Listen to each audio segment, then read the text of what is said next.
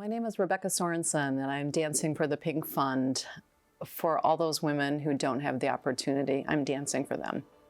My mother had breast cancer at a young age, and I'd done a breast exam every day. Got out of the shower that day, was toweling off, did my breast exam, and I felt a lump. So I went in, had the mammogram, 3D, and they said, "We don't see anything." I said, "Well, I feel something." So at that point, I went in a week later, had one technician in the room, and as I was guiding her to where the lump was, she must have hit a button or something, because very quickly I had 3 other people in the room, and they're there with measuring devices, and it became very serious very quickly.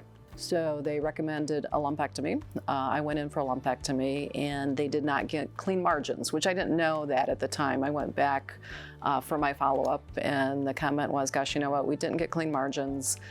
We think that you need to come back, and we're going to do a mastectomy." At that point in time, I elected to do a double mastectomy.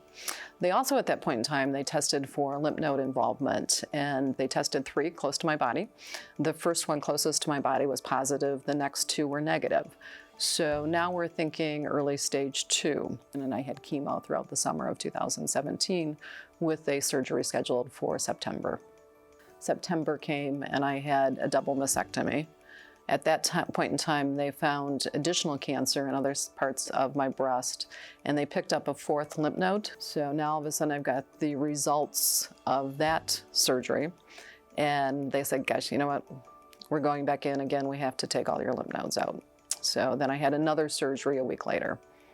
And I was incredibly fortunate to be at Henry Ford, because there was a doctor there who was able to remove all my lymph nodes in my left arm and reconnect my lymph system so that I have full use of my arm. I'm fortunate that if I went into the office and I started to feel ill, I could just say, "Okay, see you, I'll be back," or "I'll be back tomorrow." And people accepted whatever decisions I made. But I understand that that is rare. And it shouldn't be. Women should be able to be allowed to heal, do whatever they need to come through this process and get better. We have to be an advocate. The type of cancer I have affects 1 in 100 women. So I think statistics, as you know, is that 1 out of 8, 1 out of 7 will get cancer. 1 of 100 will get a cancer that is not detectable by a mammogram. That's mine. Oftentimes, by the time it is found, it's later stage. So maybe I'm lucky that mine was stage 3.